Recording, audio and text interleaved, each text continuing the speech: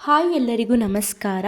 ನಿಮ್ಮ ಮಗುವಿಗೆ ಶೀತ ಕೆಮ್ಮು ಶುರುವಾದರೆ ಮಗು ತುಂಬಾ ಅಳ್ತಾ ಇರುತ್ತೆ, ನಿದ್ದೆ ಮಾಡೋಕ್ಕಾಗಲ್ಲ, ಉಸಿರಾಡೋಕ್ಕೂ ಕಷ್ಟಪಡ್ತಾ ಇರುತ್ತೆ, ಹಾಲು ಕುಡಿಯೋಕ್ಕೂ ಸಹ ಆಗ್ತಾ ಇರೋದಿಲ್ಲ. ಅದಕ್ಕೆ ಆ ಟೈಮಲ್ಲಿ ಪ್ರತಿಯೊಬ್ಬ ಅಪ್ಪ ಅಮ್ಮನಿಗೂ ಒಂದು ಪ್ರಶ್ನೆ ಬಂದೇ ಬರುತ್ತೆ, ಈಗ ನಾವು ಏನು ಮಾಡಬೇಕು ಅಂತ ತುಂಬಾ ಗಾಬರಿ ಆಗ್ತೀರಾ. ಚಿಂತಿಸಬೇಡಿ, ನಾನು ಈ ವಿಡಿಯೋದಲ್ಲಿ ಮಗುವಿಗೆ ಶೀತ ಕೆಮ್ಮು ಬಂದಾಗ ನಾವು ಹೇಗೆ ಮನೆಯಲ್ಲಿ ಆರೈಕೆ ಮಾಡಬೇಕು, ಹಾಗೆ ಯಾವ ಮನೆಮದ್ದು ಸುರಕ್ಷಿತ, ಯಾವ ಮನೆಮದ್ದು ಸುರಕ್ಷಿತ ಅಲ್ಲ, ಆ ಟೈಮಲ್ಲಿ ಯಾವ ತಪ್ಪನ್ನು ನಾವು ಮಾಡಬಾರ್ದು, ಯಾವ ಲಕ್ಷಣಗಳು ಇದ್ದರೆ ನಾವು ಡಾಕ್ಟರ್ನ ಕನ್ಸಲ್ಟ್ ಮಾಡಬೇಕು ಅಂತ ತಿಳಿಸ್ತೀನಿ. ಈ ವಿಡಿಯೋನ ಸ್ಕಿಪ್ ಮಾಡದೆ ಕೊನೆವರೆಗೂ ನೋಡಿ.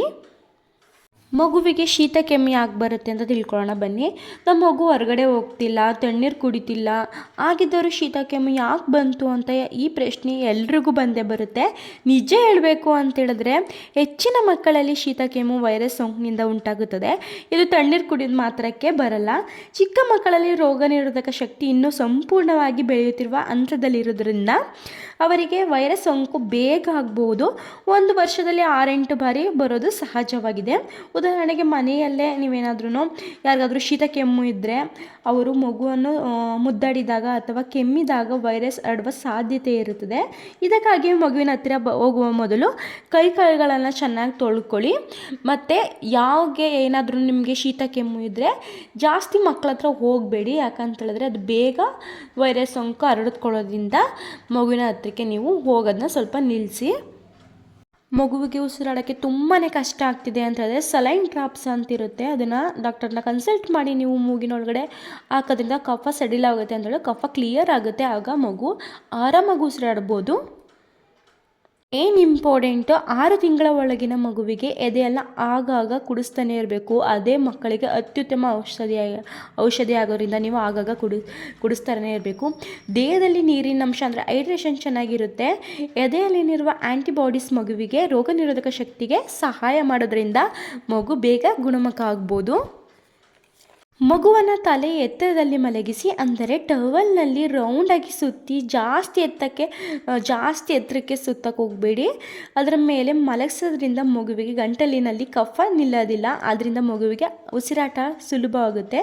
ಮಗುವಿಗೆ ತಲೆ ದಿಂಬನ್ನು ಯಾವಾಗಲೂ ಕೊಡೋಕೆ ಹೋಗಬಾರ್ದು. ಸ್ವಲ್ಪ ಅದನ್ನು ಸಿಂಬಿ ಮಾಡಿ ಹಾಕಿದ್ರಿಂದ ಮಗು ಆರಾಮಾಗಿ ಅನಿಸುತ್ತೆ. ನೆಕ್ಸ್ಟು ಸ್ವಲ್ಪ ಓಂಕಾಳು ತೊಗೊಂಡು ಅರಳೆ ಮೇಲೆ ಬೆಚ್ಚಗೆ ಮಾಡಿ ತೆಳ್ಳಗಿರೋ ಬಟ್ಟೆ ತೊಗೊಂಡು ಕಟ್ಟಿ, ಸುಡ್ತಿದೆಯೋ ಇಲ್ವೋ ಅಂತ ಮೊದಲಡಿಕೆ ನೀವು ಕೈಯ ಮೇಲೆ ಇಟ್ಕೊಂಡು ನೋಡ್ಕೊಳ್ಳಿ. ಸ್ವಲ್ಪ ಬೆಚ್ಚಗಿದ್ರೆ ಮಗುವಿನ ಎದೆಗೆ ಮತ್ತು ಬೆನ್ನಿಗೆ ಶಾಖ ಕೊಡೋದ್ರಿಂದ ಮಗುವಿಗೆ ಶೀತ ಕಮ್ಮಿ ಆಗುತ್ತೆ, ಸ್ವಲ್ಪ ಆರಾಮ ಅನಿಸುತ್ತೆ, ಕಫನು ರಿಲೀಫ್ ಆಗುತ್ತೆ.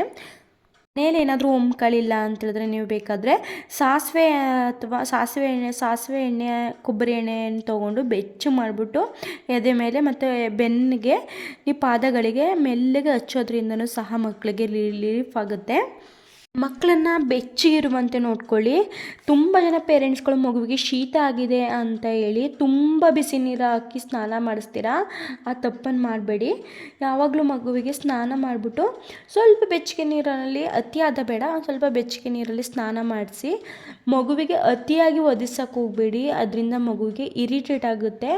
ಸ್ವಲ್ಪ ತೆಳ್ಳಗಿರೋ ಬಟ್ಟೆನೇ ಹಾಕಿ, ಶೀತ ನೀವು ಒದಿಸೋದ್ರಿಂದ ಬೆಚ್ಚಗಿಡೋದ್ರಿಂದ ಹೋಗುತ್ತೆ ಅನ್ನೋದಕ್ಕೆ ಯಾವುದೇ ಪುರಾವೆಗಳು ಇಲ್ಲ. ಮಗುವಿಗೆ ಸ್ಟ್ರೀಮ್ ಆವಿ ಕೊಡಿ ಅಂತ ಹೇಳಿದ್ರೆ ನೀರನ್ನ ಕುದಿಸ್ಬಿಟ್ಟು ಅದ್ರ ಬರೋ ಆವಿನ ಅಂದರೆ ಮಗುವಿಗೆ ಕೊಡೋದ್ರಿಂದ ಮಗುವಿಗೆ ಶೀತ ಕಮ್ಮಿ ಆಗುತ್ತೆ, ಮೂಗು ಕಟ್ಕೊಂಡಿರೋದು ಸ್ವಲ್ಪ ರಿಲೀಫ್ ಆಗುತ್ತೆ. ಯಾವುದೇ ಮನೆಮದ್ದು ಟ್ರೈ ಮಾಡಬೇಕು ಅಂತೇಳಿದ್ರು ನೀವು ಸ್ವಲ್ಪ ಟ್ರೈ ಮಾಡಿ, ಯಾಕಂದರೆ ಮಗುವಿಗೆ ಅಡ್ಜಸ್ಟ್ ಆಗುತ್ತೋ ಇಲ್ವೋ ಅಂತ ನೀವು ಫಸ್ಟು ನೋಡ್ಕೊಳ್ಳಿ. ಅದರಿಂದ ನಿಮಗೆ ಮಗುವಿಗೆ ಇರಿಟೇಟು ಆಗೋದಿಲ್ಲ, ನಿಮಗೂ ಸಮಾಧಾನ ಆಗುತ್ತೆ. ತುಂಬ ಜನ ಪೇರೆಂಟ್ಸ್ಗಳು ತುಂಬಾ ತಪ್ಪು ಮಾಡ್ತಾರೆ.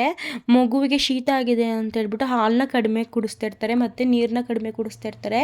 ಇದರಿಂದ ಮಗುವಿಗೆ ಶೀತ ಇನ್ನೂ ಜಾಸ್ತಿ ಆಗುತ್ತೆ ಹೊರತು ಕಮ್ಮಿ ಆಗೋದಿಲ್ಲ. ಇದರ ಹೈಡ್ರೇಷನ್ ಕಮ್ಮಿಯಾಗಿ ನಿಮ್ಮ ಮಗುವಿಗೆ ಜ್ವರನೂ ಬರ್ಬೋದು. ಆದ್ದರಿಂದ ನೀವು ಮಗುವಿಗೆ ಶೀತ ಆಗಿದೆ ಅಂತ ಮಾತ್ರಕ್ಕೆ ನೀವು ನೀರು ಜಾಸ್ತಿ ಕುಡಿಸ್ತಾನೆ ಇರಿ, ಹಾಲನ್ನ ಅವಾಗ ನೀವು ಕೊಡ್ತಾನೆ ಇರಿ.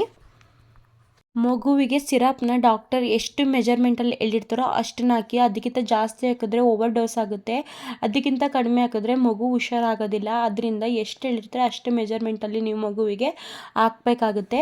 ಹಾಗೆಯೇ ಒಂದು ಸಲ ಹಾಕ್ಬಿಟ್ಟು ಮಗು ಹುಷಾರಂದ್ರೆ ಆಗೋದಿಲ್ಲ. ಡಾಕ್ಟರ್ ಎಷ್ಟು ಅವರ್ಗೆ ಬಿಟ್ಟು ಹಾಕೋಕ್ಕೆ ಹೇಳಿರ್ತಾರೋ ಅಷ್ಟು ಅವರ್ ಬಿಟ್ಟು ಹಾಕಬೇಕು. ಅದಕ್ಕಿಂತ ಜಾಸ್ತಿನೂ ಹಾಕೋಕ್ಕೆ ಹೋಗ್ಬಾರ್ದು, ಅದಕ್ಕಿಂತ ಕಡಿಮೆನೂ ಹಾಕೋಕ್ಕೆ ಹೋಗಬಾರ್ದು. ನೀವು 4 ಅವರ್ಗೆ ಬಿಟ್ಟು ಹಾಕಿ ಅಂತ ಹೇಳಿರ್ತಾರೆ. ಆಲ್ಮೋಸ್ಟ್ ಎಲ್ಲ ಡಾಕ್ಟರ್ಗಳು 4 ಅವರ್ ಬಿಟ್ಟು ಜಾಸ್ತಿ ಇದ್ದರೆ ಹಾಕಿ ಅಂತ ಹೇಳಿರ್ತಾರೆ. ನೀವು ಅಷ್ಟೇ ಇದರ ಟೈಮಿಂಗ್ಸಲ್ಲಿ ಫಿಕ್ಸ್ ಮಾಡಿಕೊಂಡು ಹಾಕಿ. ಮಗುವಿಗೂ ಸ್ವಲ್ಪ ರಿಲೀಫ್ ಆಗುತ್ತೆ, ಬೇಗ ಹುಷಾರಾಗುತ್ತೆ. ಈ ವಿಡಿಯೋ ನಿಮಗೆ ಇಷ್ಟವಾದರೆ ಲೈಕ್ ಮಾಡಿ, ಶೇರ್ ಮಾಡಿ, ನನ್ನ ಯೂಟ್ಯೂಬ್ ಚಾನಲ್ ಸಬ್ಸ್ಕ್ರೈಬ್ ಮಾಡ್ಕೊಳ್ಳಿ. ನಿಮಗೆ ಇನ್ನೂ ಆದಷ್ಟು ವಿಡಿಯೋಗಳು ಹೆಲ್ಪ್ಫುಲ್ ಆಗಿರೋ ವಿಡಿಯೋಗಳು ಬರ್ತಾನೆ ಇರುತ್ತೆ. Thank you so much.